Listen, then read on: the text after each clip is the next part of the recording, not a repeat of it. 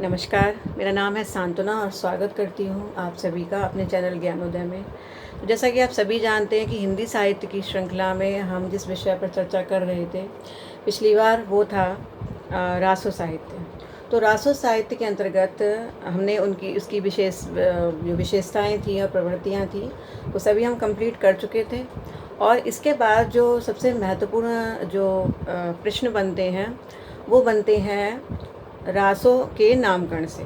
ठीक है, कि रासो जो नाम रखा गया रासो साहित्य के अंतर्गत, आपने इतने रासो साहित्य के बारे में आपने जानकारियाँ जुटा रखी हैं, लेकिन रासों का नामकरण एक्चुअली हुआ कैसे, ये प्रश्न उठता है। इस प्रश्न का उत्तर जानने के लिए आज हम चर्चा करेंगे रासो साहित्य के नामकरण के विषय में। ठीक है, तो रासो साहित्य के नामकरण के विषय में मेरे पास एक कमेंट आया था कि स्क्रीन से थोड़ा सा हट जाया करिए मैम। तो आज मैं आपको स्क्रीन पर पूरा जो है मैं पूरी कवरेज आपको दे रही हूँ। ठीक है, जिससे आपको प्रॉब्लम ना हो।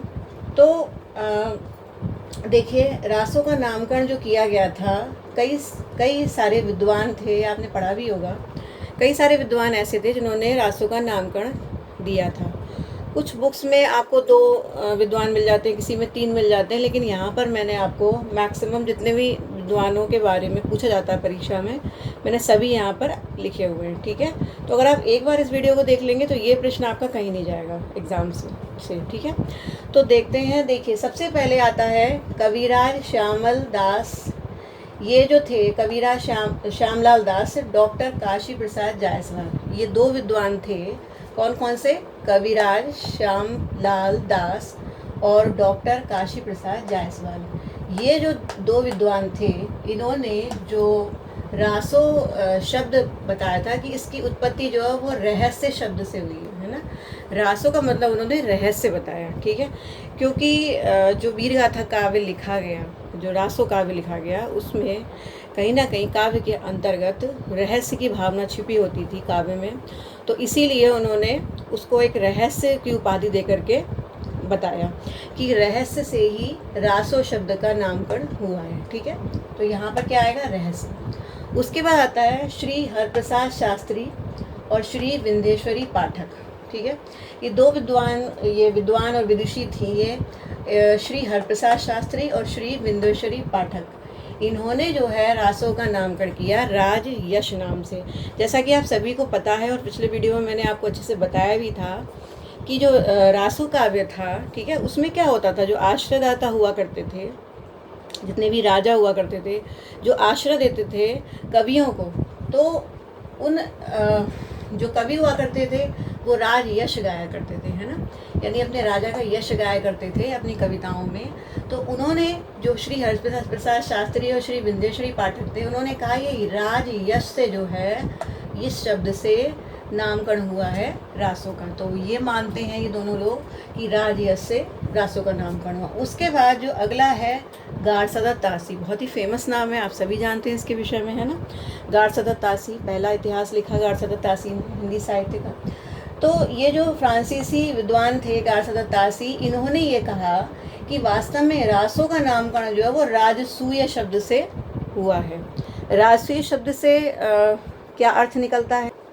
राजसूय शब्द से जो अर्थ निकलता है वो ये है, देखिए, आपको पता है कि जो राजा महाराजा हुआ करते थे, जो भी बहुत वीर राजा हुआ करते थे, जो जिनका पूरा इतिहास बहुत ओजस्पूर्ण इतिहास रहा है, तो वो राजा जो है राजसूय यज्ञ किया करते थे, है ना। राजसूय यज्ञ सिर्फ वो ही राजा कर सकते थे, ऐसे राजा करते थे उस समय के जिन्होंने बहुत अधिक क्षेत्राधिकार ले रखा था, जिन्होंने एक बहुत बड़ी सीमा को जो है अपने युद्धों में जीता था, है ना। तो जो राजसूय यज्ञ ऐसे राजा किया करते थे, तो एक तरीके से ये माना जा सकता है कि राजसूय यज्ञ जो वीरता का प्रतीक था, है ना।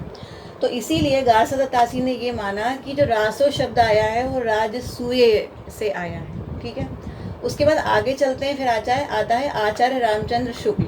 आचार्य रामचंद्र शुक्ल ने जो रासो शब्द का नामकरण माना, उन्होंने ये माना कि इस रासो का नामकरण जो है वो रसायन या फिर रसायन शब्द से हुआ है। ठीक है, अब एक क्वेश्चन पूछा जाता है एग्ज़ाम्स में, अक्सर आता है, अगर टफ एग्ज़ाम है, ठीक है, तो एक क्वेश्चन ये अलग से निकल कर आता है। मैं आपको बताती हूँ कि आचार्य रामचंद्र शुक्ल ने रसायन या फिर रसायन शब्द, रासों का नामकरण रसायन या रसायन शब्द किस ग्रंथ के आधार पर दिया, है ना, ये पूछा जाता है। तो देखिए ये यहाँ पर मैंने लिखा भी है, आप इसको देख सकते हैं। आचार्य रामचंद्र शुक्ल ने वीसलदेव रासो की ये पंक्तियाँ पढ़ी। देखिए ये पंक्तियाँ हैं वीसलदेव रासो की। वीसलदेव रासो किसने लिखा है, आपको पता ही है, नरपति नाल ने लिखा हुआ है, ठीक है। तो वीसलदेव रासो की ये पंक्तियाँ थी। 1200 बहुत्रा मझारी, जेठ बदी नवमी बुधवारी, नाल रसायन आरंभई शारदा, टूटी ब्रह्म कुमारी। इस तरीके से मंगलाचरण किया गया है सरस्वती माता का। तो उन्होंने ये 1272 जो है ये समय दे रखा है जब उन्होंने ये लिखा वीसलदेव रासो। उसके बाद इन्होंने ये लिखा नाल रसायन, नाल तो इनका नाम ही था नरपति नाल, और रसायन, देखिए रसायन शब्द का इन्होंने इस्तेमाल किया। तो इन पंक्तियों के आधार पर वीसलदेव रासो की इन पंक्तियों के आधार पर रामचंद्र शुक्ल ने जो रासो शब्द का नामकरण वो कहाँ से लिया हुआ माना, रसायन या फिर रसायन शब्द से, ठीक है। तो ये आप समझ सकते हैं। उसके बाद आते हैं डॉक्टर नरोत्तम स्वामी। डॉक्टर नरोत्तम स्वामी जो थे उन्होंने रासों का नामकरण, रासों की उत्पत्ति जो है वो मानी है रसिक शब्द से, ठीक है, रसिक शब्द से मानी है, यानी एक ऐसा काव्य जिसमें रस की अनुभूति हो। तो रसिक वीर रस का के प्रतीक थे, आपको पता ही है कि वीर रस के प्रतीक थे सभी रासो साहित्य। तो वीर रस जो निकलता है उसके आधार पर उन्होंने कहा कि रसिक शब्द से ये रासो साहित्य यानी रासो शब्द की उत्पत्ति हुई है। उसके बाद फिर आते हैं आचार्य हजारी प्रसाद द्विवेदी, डॉक्टर माता प्रसाद गुप्त, डॉक्टर विश्वनाथ प्रसाद मिश्र और डॉक्टर दशरथ शर्मा। ये 4 विद्वान ऐसे थे जिन्होंने रासो शब्द का जो नामकरण है वो रासक से किया, ठीक है। रासो शब्द का नामकरण किससे किया, रासक शब्द से किया। लेकिन यहाँ पर ध्यान देने योग्य बात एक ये है, आप भी लिख सकते हैं अपने नोट्स में, कि इन्होंने जो आचार्य हजारी प्रसाद द्विवेदी थे, इन्होंने रासक और रासो शब्द आपस में पर्यायवाची माने थे, ठीक है। उन्होंने कहा रासो और रासक शब्द आपस में क्या है, पर्यायवाची है, ठीक है। लेकिन जो विश्वनाथ प्रसाद मिश्र थे, इन्होंने रासो जो रासक शब्द था इसका अर्थ उन्होंने काव्य माना, ठीक है। उन्होंने कहा कि रासक का अर्थ है काव्य, जबकि हजारी प्रसाद द्विवेदी जी ने रासक और रासो दोनों को पर्यायवाची माना, ठीक है। तो ये क्वेश्चन भी बनता है, ये आप एक पॉइंट डाल सकते हैं अपने नोट्स में, ठीक है। तो ये कंप्लीट हो गया। इसके बाद ये तो कंप्लीट हो गए हमारे जो जितने भी विद्वान थे जिन्होंने रासों का अर्थ जो है बताया, भिन्न भिन्न अपने मत दिए और उसके आधार पर ये अर्थ निकलता है। इसके बाद जो महत्वपूर्ण बातें हैं वो हैं ये कि कभी कभी ऐसा होता है एग्ज़ाम्स में, जैसे मैंने आपको बता दिया तो आपको ये इतने सारे नाम हैं तो ये कभी कभी आप कंफ्यूज हो जाते हो, है ना। अभी आप पढ़ोगे 2 दिन बाद अगर यही चीज़ अगर आपके सामने आ गई, एग्ज़ाम्स में आती है, तो इतने सारे नाम हैं यहाँ पर, इसमें बच्चे अक्सर हो जाते हैं क्या, कंफ्यूज, ठीक है। तो ऐसा नहीं है, बहुत सारे स्टूडेंट्स ऐसे होते हैं जो पढ़ने से ही लर्न कर लेते हैं, उन्हें किसी ट्रिक की ज़रूरत नहीं पड़ती है। लेकिन ऐसा भी होता है कि बहुत सारे स्टूडेंट्स को ट्रिक की ज़रूरत पड़ती है, और ट्रिक से अगर वो लर्न करते हैं तो एग्ज़ाम्स में वो स्टिक हो जाता है ना। तो इसलिए जो है स्टक होना ज़रूरी है माइंड में एग्ज़ाम्स में, क्योंकि जो एक से ऐसी चीज़ें होती हैं अगर उनको अलग से हम ट्रिक से याद करते हैं तो थोड़ा सा अच्छा रहता है हमारे लिए, ठीक है। तो जिन स्टूडेंट्स को ऐसे ही लर्न हो जाता है उनको ज़रूरत नहीं है इन ट्रिक्स की, लेकिन जिनको कन्फ्यूज़न होता है, जिनको प्रॉब्लम होती है, क्योंकि एक नहीं हज़ारों लाखों चीज़ें हैं, रचनाएं हैं, नाम है, रचनाकाल है हिंदी साहित्य के अंतर्गत, लर्न करना बहुत मुश्किल होता है। तो मैं उनके लिए कुछ ट्रिक्स बता देती हूँ जिससे आपको ये नाम थोड़ा थोड़ा समझ में आ जाए। नामों से ही अर्थ निकालने की कोशिश करते हैं, ठीक है।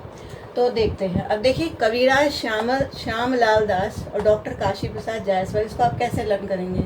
देखिए श्यामलाल, इसमें आप देखिए श्याम मतलब क्या होता है, नीला रंग, और लाल क्या है, लाल रंग। अगर आप श्याम रंग में यानी नीले रंग में लाल रंग मिला देंगे तो आपका कैसा रंग बन जाएगा, श्याम और लाल यानी ब्लैक कलर बन जाएगा। और जो ब्लैक कलर होता है उसमें कुछ भी दिखाई नहीं देता, तो वो रहस्य बन जाता है ना। श्याम और लाल दोनों को अगर आप मिला देंगे तो एक रहस्य उत्पन्न हो जाएगा, क्योंकि उसमें कुछ आपको दिखाई नहीं देगा, ब्लैक कलर बन जाएगा, ठीक है। और जब ब्लैक कलर में कोई बाल चला जाएगा, जब ब्लैक में क्या चला जाएगा, कोई बाल डाल दिया जाएगा, तो वो बाल भी नहीं नज़र आएगा, वो भी एक क्या बन जाएगा, रहस्य बन जाएगा। तो बाल से बन गया जायसवाल और श्यामलाल से बन गया श्यामलाल दास। तो इस तरह से आप एक ट्रिक से याद कर सकते हैं कि श्यामलाल दास और डॉक्टर काशी प्रसाद जायसवाल ने रहस्य से जो है रासों की उत्पत्ति बताइए। उसके बाद अगला है श्री हरप्रसाद शास्त्री और श्री विंदेश्वर पाठक। अब देखिए हरप्रसाद शास्त्री, अगर आपको शास्त्री भी याद आ गया तो हरप्रसाद तो अपने आप ही याद आ जाएगा। तो हरप्रसाद शास्त्री, यहाँ शास्त्री और यहाँ पाठक है, ठीक है। तो शास्त्री और पाठक, देखिए जो लोग शास्त्री होते हैं यानी शास्त्रों के का अध्ययन करते हैं, शास्त्रों के विषय में जानते हैं, और जो पाठक होते हैं यानी जो पढ़े लिखे होते हैं, जो पाठक उनको कहा जाता था, तो शास्त्र पढ़ा करते थे, ठीक है। तो शास्त्रों को पढ़ने वाले होते हैं उनको हमेशा क्या मिलता है, राज यश मिलता है। यानी जो बहुत ही महत्वपूर्ण, बहुत फेमस विद्वान हुआ करते थे, प्रसिद्ध, उनको क्या होता था, राज यश की प्राप्ति होती थी, है ना। जैसे आपने देखा होगा चंद्रगुप्त मौर्य ने के 9 रत्न थे, अकबर के 9 रत्न थे। तो जो विद्वान लोग होते हैं शास्त्री या फिर पाठक, उन्हें किसकी प्राप्ति होती है, राज यश की। उसके बाद ये मैं आपको बाद में बताती हूँ। फिर आता है आचार्य रामचंद्र शुक्ल, जो कि जिसका नाम ये रखा गया रासो इनके अनुसार रसायन या फिर रसायन से।